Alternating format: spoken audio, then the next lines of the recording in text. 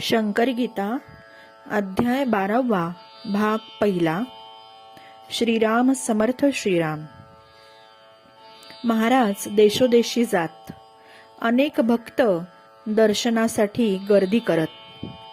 लोकांच्या शंकांचे ते समाधान करीत. त्यांच्या बोलण्यातून ज्ञानाचा झरा वाहत असे. कल्पनांचा भारा, अंधश्रद्धा, रूढ्यांचा पसारा त्यांनी पार उखडून टाकला. त्यांच्या प्रवचनातील तत्वज्ञानाचा सारांश या अध्यायात पाहू. लक्षपूर्वक मनात ठसवू त्यांचे प्रत्येक शब्द. महाराज म्हणतात, इच्छा, ईर्ष्या, असूया, वासना, महत्वाकांक्षा, हावरेपणा, अतृप्ती, विविध कामना यांनी जीवन गढूळ होते. त्यामुळे तुमचे सुख, शांती, समाधान नष्ट होते. ग्रंथ पुराणे वाचून तुम्ही पंडित नक्कीच व्हाल, पण ते होताना अहंकार न यावा. मनाच्या अस्थिरतेमध्ये दुःखाचे मूळ आहे. जितक्या तटस्थपणे मनाच्या सूक्ष्म हालचालींचे निरीक्षण कराल, तितकी समस्यांची उकल होईल. आणि आत्मसंशोधन हा त्यावरील एक उपाय आहे. दुसऱ्याचे मार्गदर्शन, तथाकथित गुरु, मंत्र, ग्रंथ, पुराणे यांचा उपयोग नसून ती शुद्ध वंचना आहे. गुरु या पवित्र शब्दात जुन्या काळात एक आगळे महत्व होते. गुरु शब्दात सामाजिक, धार्मिक, नैतिक अधिष्ठान होते. पूर्वी भौतिकतेला गौण महत्व होते आणि आज भौतिकतेलाच महत्व प्राप्त झालंय. भौतिक सुखे कशी मिळतील याचाच हव्यास नित्य आहे. विचारसरणीचा, जीवनमूल्यांचा बळी दिला जातोय. शाश्वत मूल्ये हरवलीत. आजच्या विचारसरणीत गुरु, ग्रंथ, मंत्र, उपदेश यांचे काहीही महत्व उरले नाही. जेथे भक्ती, श्रद्धा, प्रेम याबद्दल गंधही नाही, तिथे गुरुपदेश कळेलच कसा?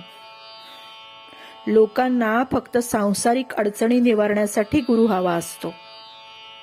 त्या गुरुकडून पूर्ण झाल्या नाहीत तर गुरु बदलला जातो. अडचणी निवारक गुरु केला जातो. अडचणी निवारणारी गुरु ही काय कोणी संस्था आहे? सत्य, श्रद्धा, समर्पण बुद्धी, भक्ती, प्रेम, आनंद स्थिती याचा अनुभव न शिष्याला असतो न त्याच्या गुरुला. दोघे आंधळे, काय होणार दोघांचे? स्वतःचे गुरु स्वतः व्हा. तुमच्या सुखाच्या आड तुम्हीच अडथळे निर्माण करता. कुणाच्याही कच्छपी लागू नका. गुरुवर टीका करण्याचा उद्देश नाहीच इथे.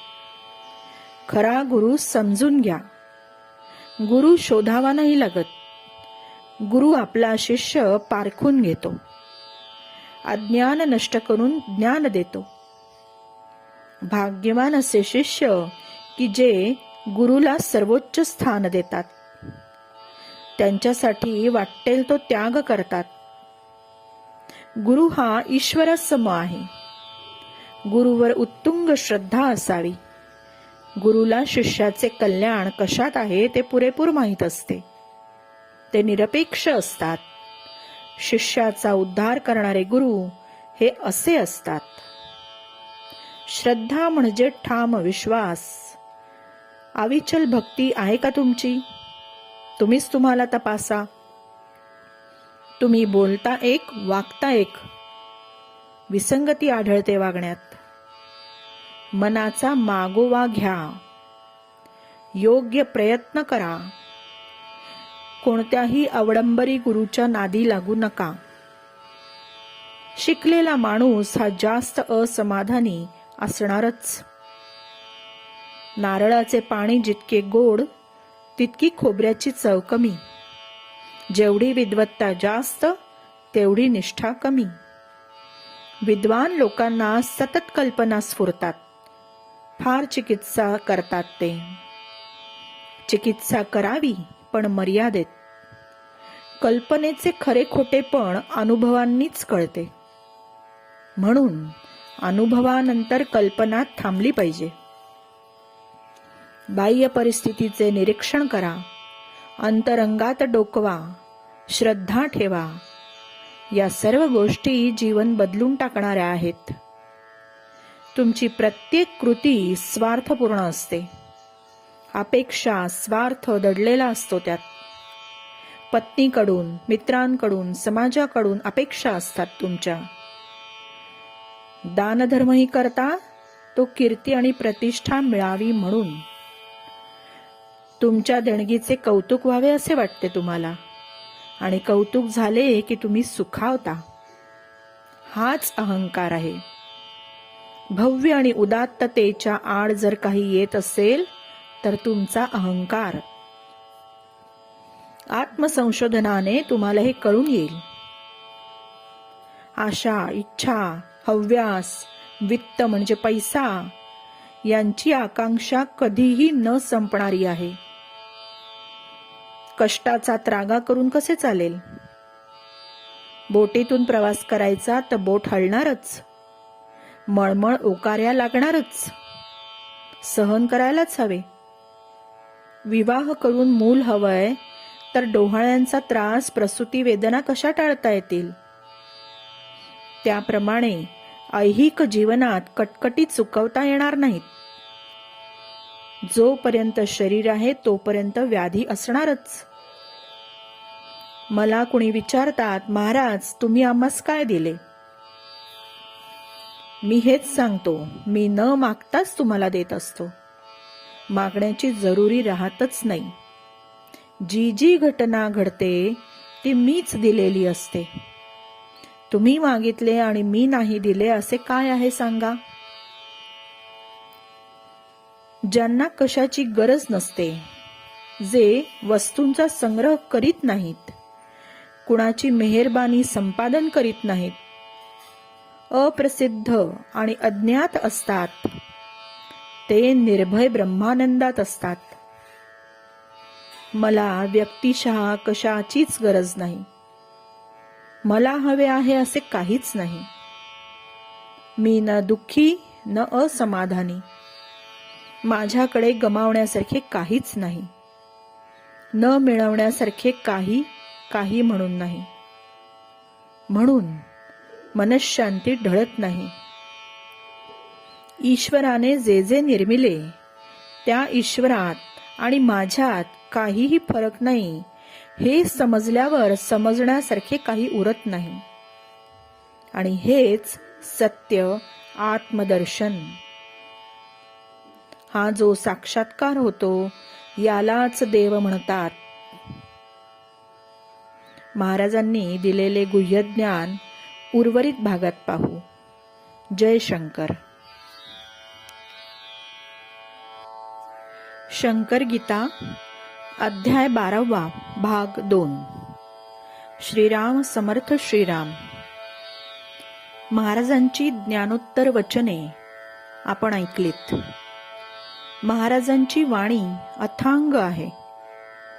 याही भागात प्रगल्भ ज्ञानाचा लाभ करून घेणार आहोत आपण. ब्रह्मचैतन्य स्वरूप अविनाशी असते. त्याला ना जन्म ना मृत्यू. मायारूपी सर्व प्राणीमात्रांना जन्म मृत्यू असतो. ज्ञान आणि अनुभूतींच्या समन्वयाने मायेपासून सुटका होते.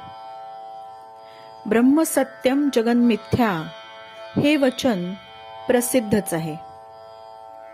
ज्यांना सत्याचे दर्शन झाले, खरे ज्ञान प्राप्त झाले, ज्यांनी जीवनाचे सर्व पैलू जाणले, ते अवतार होत. सर्व अवतारी पुरुषांची शिकवण आणि अनुभव एकच. पद्धतीत काळ आणि स्थितीप्रमाणे फरक दिसतो एवढेच. जाणीव आणि नेणीव या दोन मनाच्या अवस्था असतात. जाणीवेत अहंभाव जागृत असतो, नेणीवेत अहंभाव नसतोच. या दोन्ही अवस्थांच्या पलीकडे एक उच्च अवस्था असते. पूर्ण चेतन ज्ञानातीत अवस्था असते ती. तिलाच समाधी अवस्था म्हणतात.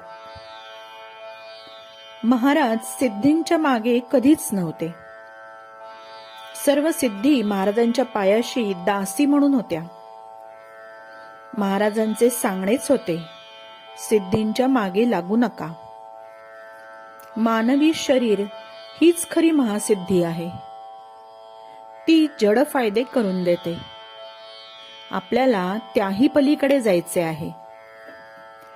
सिद्धीपेक्षा भक्ती श्रेष्ठ. निर्गुण परमेश्वर आई वडिलांच्या रूपात सगुण रूपाने समोर असतो आणि त्यांना झिडकारून त्यांचेकडे दुर्लक्ष करून तुम्ही देवमार्गाला लागता. म्हणून तुम्हाला समाधान मिळत नाही. घरीच आई वडिलांची मनोभावे सेवा करा. समाधान चालत येईल तुमच्याकडे. पुढे महाराजांनी अतिशय सोप्या आणि समर्पक शब्दात सर्व व्याख्या समजावून दिल्या आहेत. अष्टांग योगाचा अभ्यास, चित्ताचा निरोध, प्रयत्नपूर्वक त्याचे आचरण याला योग म्हणतात. देह आणि आत्मा यांना वेगळेपणाने पाहणे याला विवेक म्हणतात.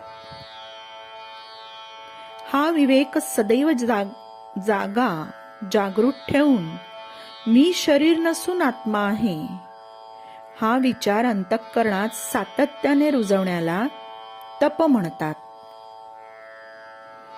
दुःखितांचे दुःख कारुण्याने नाहीसे करणे, सुष्ट दुष्ट हा भेद न करणे याला दया म्हणतात. प्राणाला जिंकून कर्मेंद्रिय आणि ज्ञानेंद्रियावर विजय मिळवणे तो असतो मनोनिग्रह. अभिमानरहितपणे सर्व सहन करण्यास क्षमा म्हणतात. दुसऱ्याला क्षमा केल्याचा आनंद निर्भेळ असतो आणि तो चिरकाल टिकतो. आध्यात्मिक, आधिदैविक आणि आधिभौतिक अशी संकटे आकस्मिकरित्या येत असतात. ती जो धारक शक्तीने पचवतो त्यास धैर्य असे म्हणतात. निष्काम धर्माचा आचार, अंतरी आत्मानात्म विचार हे ज्याच्या अंगी मुरले त्याला शौच असे म्हणतात. स्वतःचे हित साधण्यासाठी जो दुसऱ्याचे अहित करत नाही किंवा निंद्य कलुषित कर्म करीत नाही त्याला अद्रोह असे म्हणतात. सद्गुणांमुळे सन्मान्य असून लोकांनी मान दिला असता जो विनयाने लाजतो त्याला अमानित्व असे म्हणतात. अशा या सद्गुणांची सतत वाढ व्हावी. त्यामुळे माणसात देवत्व प्रगटते. त्याचे अंतर्बाह्य जीवन उजळून निघते. असे संपूर्ण ज्ञान देऊन महाराजांनी ते कैलासात राहतात, त्यांचे नाव शंकर आहे असे सांगितले. जगाला समजावण्यासाठी मी येत असतो. आपल्या जीवनाचे सार्थक करून घ्या. या जगात पुष्कळ रंग आहे, पण इथला रंग निराळा आहे. जो स्वतःला समजतो तोच मला जाणू शकतो. माझ्यावरून ऐश्वर्य जरी ओवाळून टाकले तरी त्यामुळे मी वश होईन असे नाही. समजत असेल तर समजून घ्या. मागाऊन पश्चात्ताप होईल. आमचे काहीच बिघडणार नाही. नुकसान तुमचे होईल. दगडांच्या भिंतीवर माझे हे बोल सुवर्णाक्षराने लिहून ठेवा. वेळ आली तर हेच आठवेल तुम्हाला. हाच पूर्ण मजकूर महाराज मूलतः हिंदी मध्ये सांगतात. मैं कैलाश का रहने वाला मेरा नाम है शंकर, दुनिया को समझाने आया, कर ले कुछ अपना घर। यह दुनिया में कई रंग है, यह रंग निराला है, पाया न भेद किसने, यह गहरा ही गहरा है। मुझे वही जानता है जो खुद को समझता है। कुर्बानी करे भी दौलत तो भी सवाल अधूरा है। समझे तो समझ ले, बाद में पछताना है। हमारा क्या बिगड़ता है, तेरा ही नुकसान है। लिखी पत्थर की दीवारों पर सुन्ना की लकीरें, वक्त आने पर याद होंगे हमारे ही फवारे। जय शंकर।